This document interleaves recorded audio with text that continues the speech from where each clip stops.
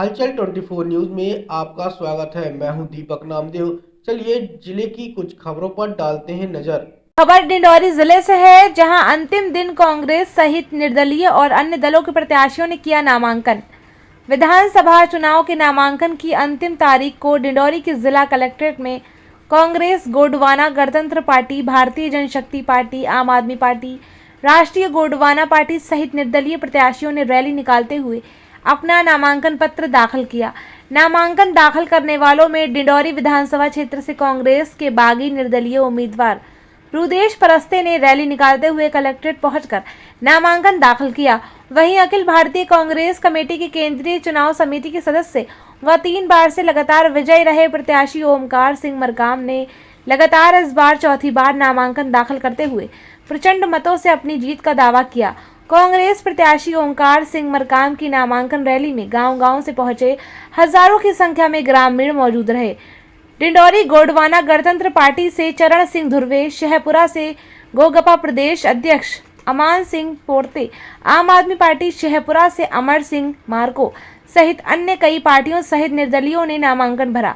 गोगपा प्रदेश अध्यक्ष अमान सिंह पोर्ते ने कहा कि भाजपा और कांग्रेस से जनता त्रस्त हो चुकी है।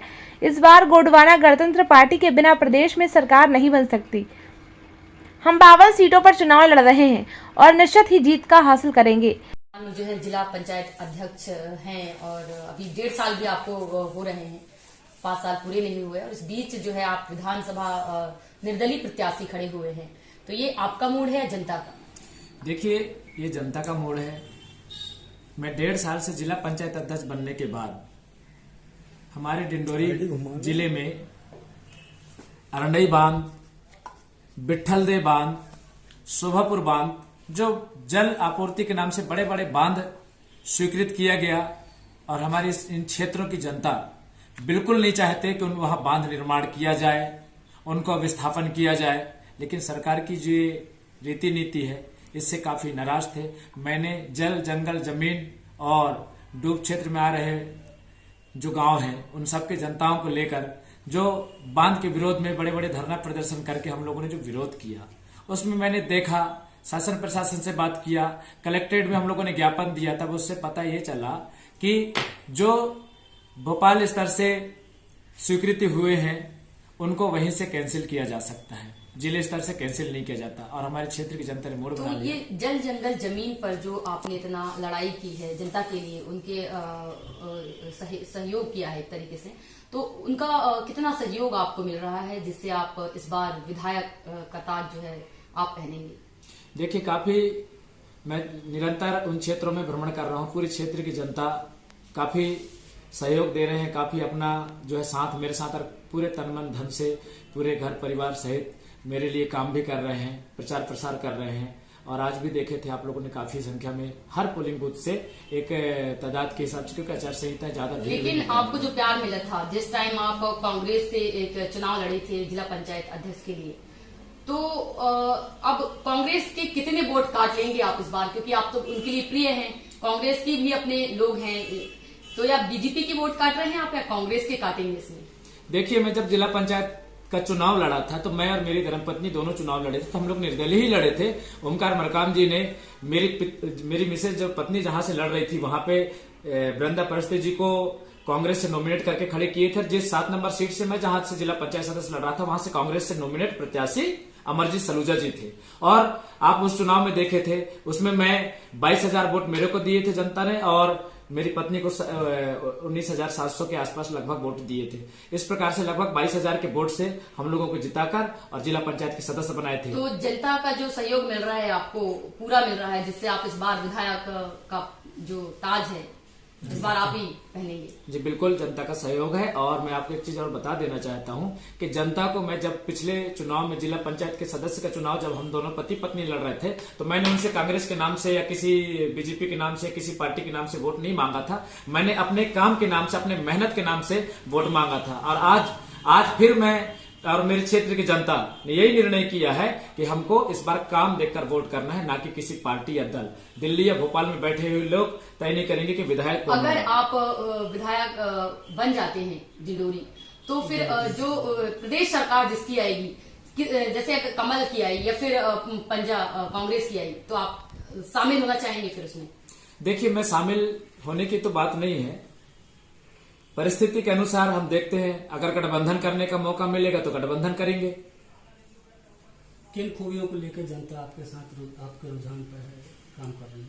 शिक्षा के क्षेत्र को लेकर मैंने काफी हद तक मेहनत किया। आप देख रहे हैं कि पिछले 2 सालों से बच्चों को गणवेश नहीं मिल पाया था। छात्र आंदोलन के माध्यम से हमने शासन प्रशासन के सामने अड़ गए, तब जाके 2 साल का ड्रेस एक साथ सिलकर दिया गया। छात्रवृत्ति घोटाला हुआ 2019-21-20 में। उस छात्रवृत्ति घोटाले की जांच की मांग की, जांच हुआ और जांच में भी अनियमितता पाया गया। इसी के साथ साथ आप देख रहे हैं कि आंगनबाड़ी भवन से लेकर प्राथमिक शाला, माध्यमिक शाला, हायर सेकेंडरी सभी स्कूलें जर्जर छतें टपक रही हैं।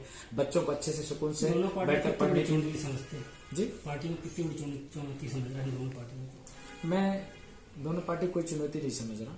आप देखिए, मैं चुनाव बहुत शालीनता से क्षेत्र की जनता के साथ रह के लड़ रहा हूँ, क्षेत्र की जनता के आशीर्वाद से लड़ रहा हूँ। मैं जिला पंचायत के सदस्य का भी चुनाव लड़ा था, तो हंसते हंसते बड़ा प्यार से मैं सबके साथ गया। प्रचार प्रसार मेरे क्षेत्र की जनता ने किया। देखा जा रहा है कि कुछ जगह पे आपके कार्यकर्ताओं से मारपीट हो रही है, अभी बीच में जो विवाद हुआ सन्नापुर में, मैं इस चीज को देख पा रहा हूँ। हमारे पूर्व विधायक ओमकार मरकाम जी के कार्यकर्ताओं के द्वारा अभी बीजापुरी में हमारे कुछ कार्यकर्ता प्रचार कर रहे थे। ऐसा मेरे को जानकारी आया, जो मैं न्यूज चैनलों में देखा और लोगों से सुना और दोनों पक्ष के कार्यकर्ताओं से सुना, तो उनका कहना था कि प्रदेश परिषद का प्रचार क्यों कर रहे हो करके मारपीट किया गया करके उनका ऐसा मैंने देखा।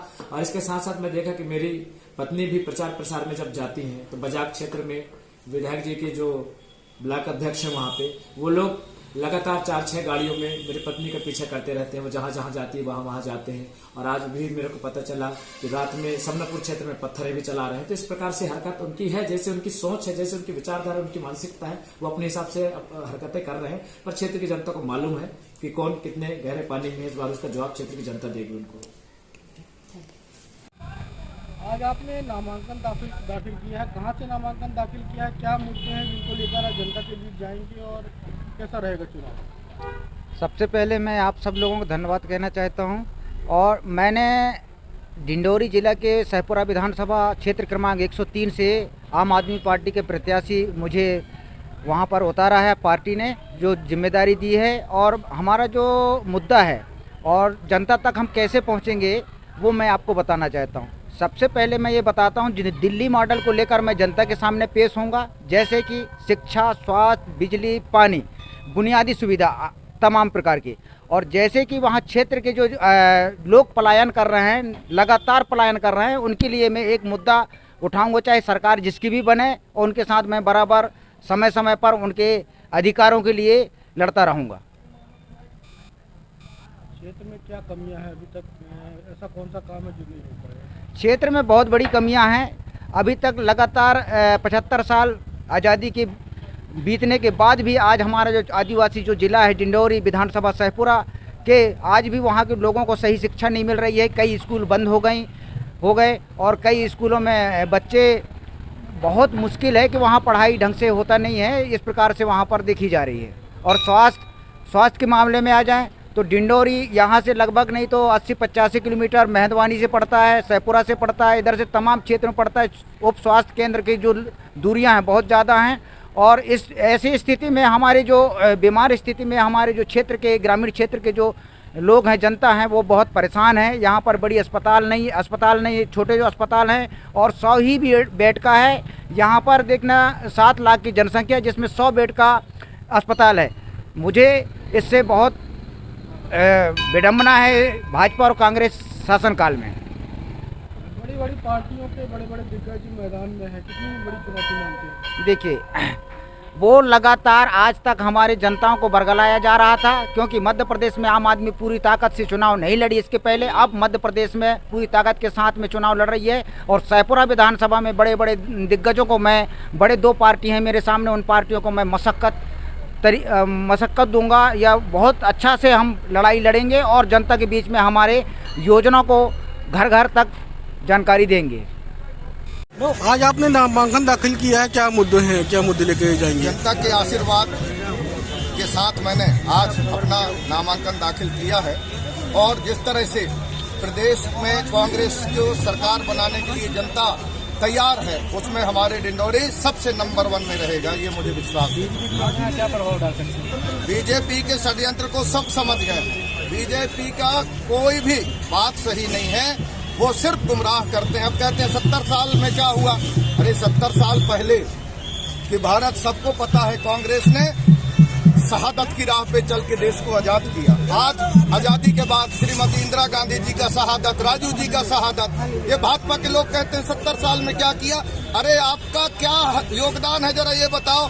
एक शरीर की एक कहीं का रोआ भी आपने देश के लिए नहीं दिया है, और हमें कहना चाहोगे कि क्या किए? आप कुछ नहीं किए हो, बने बुनाए सत्ता में आ गए हो और 2 पूंजीपतियों को देश को पूरा दे रहे हो, ये गलत बात। पूरी तरह से चौथी बार प्रदेश में हम कांग्रेस की सरकार बना रहे हैं। आज आपने नामांकन दाखिल किया है, किस पार्टी से लड़ रहे हैं और क्या मुद्दे हैं आपके? सर, मेरा नाम दिनेश कुमार सिंह धुर्वे, मैं राष्ट्रीय गुणवाना पार्टी से प्रत्याशी हूं, और आज भी हमारे डिंडौरी विधानसभा क्षेत्र क्रमांक 104 से जो 3 बार तक हमने जिताते आ रहे हैं और दोनों पार्टियां के विधायक, मंत्री, सांसद तक हमने पहुंचाया। लेकिन आज हमारे धरातल में देखा जाए तो आज डिंडौरी जिला बहुत पिछड़ा एरिया कहलाता है, पुअर एरिया कहलाता है। पूरे कंडीशन में जो हमारे आदिवासी ट्राइबल के लोग जो हैं, आज भी उनकी आर्थिक परिस्थिति उनकी मजबूत नहीं हो पा रही है। और सबसे आज मेन मुद्दा हम लेकर के जा रहे हैं जल और जंगल जमीन को लेकर के। आज बांध के विरोध में जो 3 बांध है, जो एक मेजर प्रोजेक्ट में नर्मदा प्रोजेक्ट है जो शोभापुर में बनने वाला है, और एक डिंडौरी मध्यम सिंचाई परियोजना के नाम से जो बिठलदा ग्राम में बनने वाला है, और एक अंडई ग्राम में बनने वाला है जो खरमेर नदी मध्यम सिंचाई परियोजना के नाम से है, जिनका हमने हाईकोर्ट में इसका स्टे लगा करके अभी लड़ाई लड़ रहे हैं। इसमें जीतने के कगार में है। सभी जनता ने मुझे खड़े किया, और मैं किसान का बेटा हूँ, मेरे पास पैसा नहीं है, मैं गरीब किसान का बेटा हूँ, और ये मैं किसानों की आवाज़ बन करके आया हूँ। और किसानों ने मुझे आज यहाँ पे अपनी आवाज़ बना करके इस विधानसभा क्षेत्र में मुझे एक विधायक के रूप में देखना चाहती है। इनका मैं सौभाग्य की बात मानता हूँ, मैं तहे दिल से उनकी शुक्रिया अदा करता हूँ, और जरूर निश्चित ही हम जीत करके आएंगे। अगर आप जीत के आते हैं तो क्या रहेंगे, क्या विकास कार्य करेंगे आप क्षेत्र के लिए? सबसे पहले हम डिंडौरी जिला का शिक्षा व्यवस्था को बदल देंगे, स्वास्थ्य की चिकित्सा को हम बदल देंगे। उसके बाद हमारे जो ट्राइबल मूवमेंट में जितने भी हमारे ट्राइबल समूह में रहते हैं, जो आदिवासी जनजाति के लोग जो रहते हैं, जंगल में निवास करते हैं और गाँव में निवास करते हैं, उनको शहर से गाँव तक हम अच्छे रोडों को जोड़ देंगे और उनकी आर्थिक परिस्थिति को मजबूत करेंगे, रोजगार की व्यवस्था करेंगे, और हर कंडीशन में हमारे डिंडौरी जिला में एक उद्योग लगाने का प्रयासरत में रहेंगे, और फिर उसको सफल बनाने की कोशिश करेंगे, ताकि हमारे लोग जो पलायन हो रहे हैं, आदिवासी मूवमेंट के जितने भी हमारे माताएं, बहनें, युवा जितने भी हैं, उनको रोजगार मिलने का एक अवसर मिलेगा, और डिंडौरी जिला को हम चमका के रहेंगे, और निश्चित ही इसको हम एक आगे बढ़ाने के लिए प्रयासरत में रहेंगे। आपके सामने 2 राष्ट्रीय पार्टी जी, देखिए, राष्ट्रीय पार्टी तो आज भी इतने बड़े बड़े हैं। देखो, आज हम जनता की आवाज़ है। राष्ट्रीय पार्टी बीजेपी सरकार भी है, और कांग्रेस पार्टी भी है, और अदर पार्टी भी है, छोटे छोटे पार्टी भी, लेकिन पार्टियों को किसी को छोटे नहीं कहा जा सकता। सभी दल बराबर हैं, लेकिन ये तो जनता चुनेगी। जितने भी जीत का पिटारा जो अभी रखा हुआ है, वो जनता के हाथों में है, और मुझे जनता और नक्सल प्रभावित क्षेत्र जो है, इसको सबसे पहले हम निरस्त कराएंगे। इसका एक बहुत बड़ा मुद्दा है, जिसमें आज कलेक्टर महोदय जी जो आज अकेले भ्रमण में जाते हैं, लेकिन आज तक कुछ ऐसा हुआ नहीं है। लेकिन हमारे आदिवासी लोगों को, जो हमारे एरिया को एक नक्सलवाद बना करके इन्होंने एक दलगत राजनीति के एक इनका मनसा है, जिसको हम हटाने के प्रयास करेंगे और निरस्त कराने की कोशिश करेंगे। धन्यवाद। क्षेत्र के जनता की गरीबी का सामना करना पड़ता है, और काफी लंबे समय के बाद जिस हिसाब से आप लोगों को शिक्षा हमारे आने वाले बच्चों को मिल पाता है, धीरे धीरे करके बच्चा जब बड़े हो जाता है और एक उम्र के बाद वो शादी करने के लायक हो जाता है, आप हम सब लोग उनकी शादी करा देते हैं। शादी होने के बाद बच्चा होता है, और जब आर्थिक तंगी का सामना करना पड़ता है, अपने बीवी बच्चे के क्रीम पाउडर स्नू की जब व्यवस्था करना पड़ता है, तो बच्चे को उस बालक को अपनी गरीबी नहीं देखी जाती। वो अपने बीवी बच्चे को माँ बाप के गोद में छोड़कर केरल और महाराष्ट्र काम करने, पलायन करने के लिए चला जाता है। पलायन करने 4 महीना काम करता है, होली या दिवाली आ जाता है, 1 महीने का पगार लेके वहीं खर्च कर देता है और फिर घर जाने के लिए पगार के लिए जब चिल्लाता है तो ठेकेदार फिर 2 महीने का रोक लेता है। 1 महीने का तनख्वाह लेके गांव आता है, अपने बीवी बच्चे के लिए या अपने माँ के लिए एक साड़ी या कपड़े भी नहीं लेके आ पाता और 4 महीना अपने घर परिवार को छोड़कर हमारे मध्य प्रदेश राज्य से बाहर भी जाकर काम करते हैं। और जब घर में आता है तो देखता है कि गांव में जात मिलाना पड़ता है, घूम घूम के अपने पुराने लोगों के साथ खर्च करना पड़ता है और उस खर्च जब तक वो पैसा रहता है तब तक उसका त्योहार बनता है और उसके बाद फिर उसकी गरीबी वैसी की वैसी हो जाती है। हम हैं बेलिया ऑटो डील। यहाँ आपको मिलता है उचित दाम पर बेहतरीन डील। तो आज ही ले जाएं अपने पसंद का वाहन। बेलिया ऑटो डील, देवरा तिराहा, मुड़की रोड, डिंडोरी। हमारे यहाँ सभी प्रकार के स्कूटर, मोटरसाइकिल, कार खरीदे और बेचे जाते हैं।